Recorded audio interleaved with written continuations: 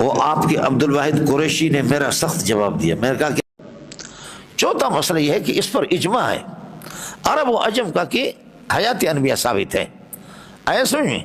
حیات انبیاء بالکل ثابت ہے. لیکن ایک بات، یہ جو ہمارے جو مناظرین اردو والے اللہ نے علم سے فارغ کر دیا، ابھی مجھ پر کسی نے مضمون لکھا، صفدری لوگوں میں سے، صفدری سمجھ رہی میں ہے کہ نہیں؟ اللہ کے فضل و کرم سے میں ان کو ٹکے کا بھی نہیں سمجھتا، سمجھ رہی میں ہے کہ نہیں؟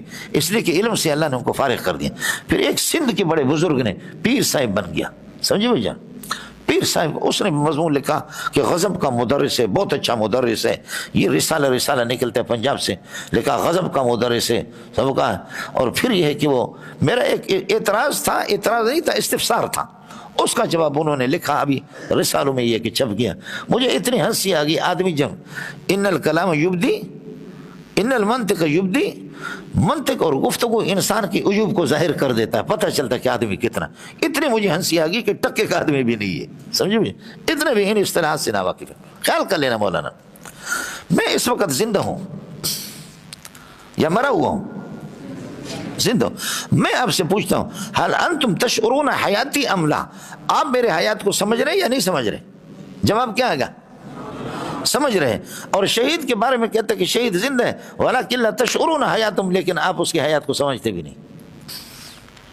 اس کی بنیادی وجہ کیا ہے؟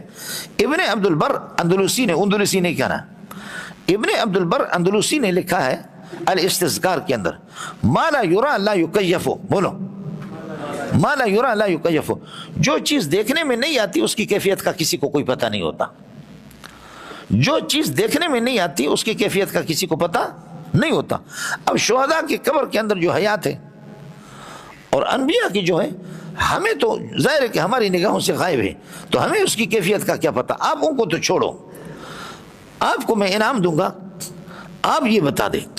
میرا بیٹا بھی دیکھ رہا موٹو، آپ کو میں انعام دوں گا کہ آپ بتائیں کہ میری انگلیاں کس طرح ہے. میں جھوٹ نہیں بولوں گا، 1000 روپے تو آپ کو انعام دے دوں گا. آپ بتائیں کس طریقے پر. یہ جو 1000 1500 بندے ہیں، آپ بولیں کہ میری انگلیاں یہاں کس طرح. خدا کی قسم میں جھوٹ نہیں بولوں گا، صحیح کوئی آدمی بتا دے کہ کس طرح ہے. 1000 روپے میں غریب آدمی میں ملک ریاض تھوڑی ہوں. کیا آپ کو 1,00,000 روپے یا 10 لاکھ روپے دے دوں؟ کیا ہے؟ نہیں ہو پٹھان، اس طرح نہیں کرنا، نہیں ہوگا. دیکھنا نہیں، دیکھے گا خدا تم سے پوچھے گا. سمجھ رہی میں آگے آئے سمجھے؟ کرے کوئی آدمی کہ میں آخر آپ کے ہاتھوں کو دیکھوں کیا ہے. یہ دیکھیے، یہ اونٹ والے اونٹ کے اس طریقے پر بنا دیے، اس کا کوہان ہوتا ہے، سمجھ رہی میں کہ اس میں بیٹھتے ہیں. دیکھا آپ نے؟ اب میں سے کس کے ہاتھ اس طریقے پر ہے؟ سمجھے بھائی جان؟ تو جو چیز اللہ آپ کو بلا کرے، ما لا یرا لا یکیف، تب بھی کلاتی سے بنا نہیں تب بھی بنا نہیں. کلاتی دیکھنے کے باوجود بھی ان کو سمجھ میں نہیں آئے. کوشش کر رہا، کلات تمہیں لات لگی ہے، تم کیا کرو گے؟ کلاتے پاؤں کی طرح ہو. اس وجہ سے اس پر یہ جھگڑا نہ کریں کہ حیات دنوی ہے یا دنوی کی طرح ہے یا دنوی کی سی طرح ہے. حیات دنوی ہے یا دنوی کی طرح ہے یا دنوی کی سی طرح ہے. سمجھ رہی میں کہ نہیں؟ یہ ہے، ان باتوں کو چھوڑ دیں. باقی حیات انبیاء اللہ آپ کو بھلا کر بالاتفاق ہے. آپ کو مسئلہ سمجھ آگے نہیں آگے یہ ہے. اور اس بات کو بھی سمجھ لینا کہ عقائد قطعی ثبوت قطعی دلالت ہوتے ہیں. اس لیے نص سے جو کی طرح یا کسی طرح حیات دنوی ہے یا دنوی کی طرح ہے یا کسی طرح ہے، یہ 3 باتیں چلیں تو پھر یہ عقیدہ کہاں سے ہو گیا؟ اس لیے آپ سے میں نے عرض کیا کہ حیات ان کے لیے ثابت ہے. سمجھ رہی میں کہ نہیں؟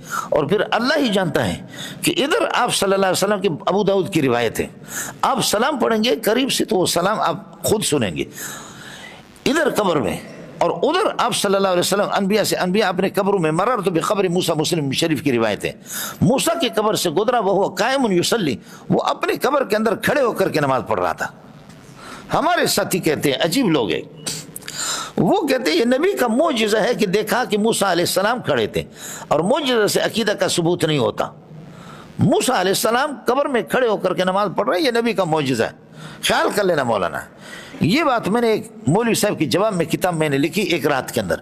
تو شیخ سلیم اللہ نے جب اس کو پڑھا تو حضرت نے فرمایا کہ کیا کمال کیا آپ نے، 10,000 روپے مجھے اس پر انعام بھی ملا ہے. اس زمانے کے 10 کا منع آج کے 2.5 لاکھ 2 لاکھ روپے بنتے ہیں. آپ کو بتاؤں خیال کر لینا مولوی صاحب، اگر کوئی ساتھی بیٹھا ہوا، اس طرح آسان نہیں ہے کہ تیری جان چھوٹ جائے. کہ موسیٰ علیہ السلام کو دیکھا کہ آپ کھڑے ہو کر کے نماز پڑھ رہے، یہ نبی کا معجزہ تھا. ارے معجزہ دو ہے، دو باتیں ہیں یہاں. ایک موسیٰ کا قبر کے اندر مٹی کے نیچے ہونا، یہ نبی کو دکھائی دے، نبی دیکھ رہا ہے اس کو، یہ نبی کا معجزہ ہے. باقی موسیٰ کو زندہ کر کے کھڑا کر کے اس سے نماز پڑھوانا یہ نبی کا معجزہ نہیں ہے، یہ امر حقیقی ہے. سمجھے؟ آپ دیکھیں گے کہ اپنے کرامت سے آپ بتا دیں گے کہ مولوی منظور مسجد کے اندر جو ہے نا، وہ اللہ کا بندہ بغیر سہارا لگا کر کے سبق پڑھا رہا ہے، یہ آپ کا معجزہ ہوگا، آپ کی کرامت ہوگی. لیکن مولوی منظور کو لا کر کے یہاں بٹھانا، سبق پڑھوانا، یہ آپ کی کرامت نہیں، وہ پہلے ہی سے ہے. تو موسیٰ کا کھڑے ہو کر کے نماز پڑھنا یہ امر حقیقی، امر واقعی ہے. نظر آ جانا، مٹی کے نیچے نظر آنا، یہ میرے نبی کا معجزہ ہے. بات اس کی اور حیات پہلے والے سے ثابت ہے کہ کھڑا ہو کر کے نماز پڑھ رہا، بات اس کی ہے. اور پھر اس میں لڑنے کی ضرورت کیا ہے؟ ادھر موسیٰ قبر میں ہے نماز پڑھ رہا، اور ادھر مسجد اقصی میں نبی کے پیچھے نماز پڑھی ہے، اور ادھر موسیٰ علیہ السلام اللہ چھٹے آسمان پر بھی ہے. پہلے آسمان پہ آپ نے شب معراج میں آدم سے ملاقات کی، دوسرے میں عیسیٰ سے، تیسرے سے یوسف میں، چوتھے میں ادریس میں، پانچویں میں ہارون سے، چھٹے میں موسیٰ، ساتویں میں ابراہیم علیہ السلام. موسیٰ ادھر بھی ہے، ملاقات کر رہا اور نمازوں کا مشورہ دے رہا کہ بار بار. اور قرآن نے اس کا تذکرہ کر دیا کہ موسیٰ سے زیادہ ملاقاتیں ہوئیں، اس لیے سورہ اسراء کے اندر بنی اسرائیل میں کسی نبی کا ذکر نہیں کیا. سبحان الذی اسریٰ بعبدہ لیلا من المسجد الحرام الی المسجد الاقصی الذی بارکنا حولہ لنریہ من آیاتنا انہ هو السمیع البصیر وآتینا موسیٰ الکتاب. کسی بھی نبی کا تذکرہ نہیں کیا، موسیٰ کا تذکرہ. موسیٰ سے ملاقات چھٹے آسمان پہ بار بار موسیٰ علیہ السلام سے ملاقات ہوئی ہے. موسیٰ سے ادھر بھی ملاقات، اور موسیٰ علیہ السلام مسجد اقصی میں بھی 1.25 لاکھ انبیاء الوداع کہتے ہوئے رسول پاک کو آگئے، الوداع کیا، نبی نے ان کو نماز پڑھا دی، فجر کی نماز پڑھا دی ادھر الگ، اور قبر میں مررت بقبر موسیٰ وہو قائم یصلی، ادھر موسیٰ الگ ہے. اس مسئلے میں نے اپنے بزرگوں کی کتابیں پڑھی ہے، لیکن سب سے زیادہ بہترین کتاب دفع ایہام الاضطراب علامہ شنقیطی رحمۃ اللہ علیہ کی، دفع ایہام الاضطراب. قرآن پاک میں جو اضطرابات ہیں ان کا جو جواب دیا، اس میں انہوں نے بڑی اچھی بات کی ہے، اگر اللہ کرے. اور اس کی تفسیر بھی حضرت کی اضواء البیان کے نام سے بڑی عمدہ تفسیر ہے، اضواء البیان. آپ کو آیا مسئلہ سمجھیں؟ اس لیے کیفیت پر نہ لڑیں تو اچھا ہے، کیفیت پر اللہ آپ کو بھلا کریے کہ نہ لڑیں تو یہ اللہ آپ کو بھلا کرے اچھا ہے. میں نے ایک استفسار مذاق کیا تھا، اس استفسار کا مذاق آج تک مقت پر زور لگایا کسی نے جواب نہیں دیا. وہ ایک استفسار تھا میرا، اور ابھی آپ کے کسی ساتھی نے پرچی دیا. سوال میرا ہے، مجھے کر کے اس سے جواب مجھ سے جانا چاہتا ہے. تم گھومو پھرو اور آپ کو اجازت ہے. استفسار یہ کیا تھا کہ حضرت اقدس صلی اللہ علیہ وسلم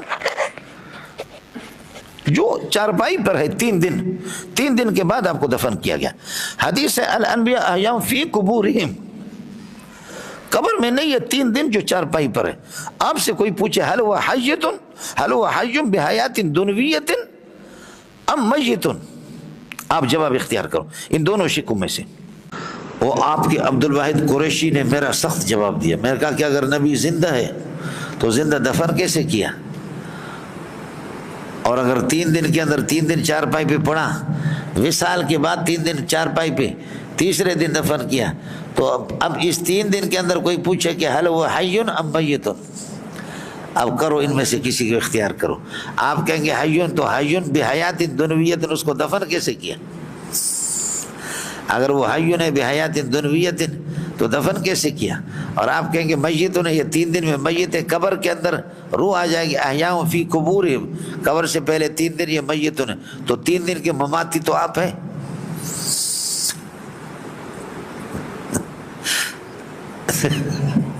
3 دن کے مماتی آپ ہیں نا. السلام علیکم جی دوستو، آپ نے سنا اور دیکھا مولانا منظور مینگل صاحب کو کہ مولانا منظور مینگل صاحب کیا بیان فرما رہے تھے. آپ نے دیکھا اور سنا شیخ مولانا منظور مینگل صاحب.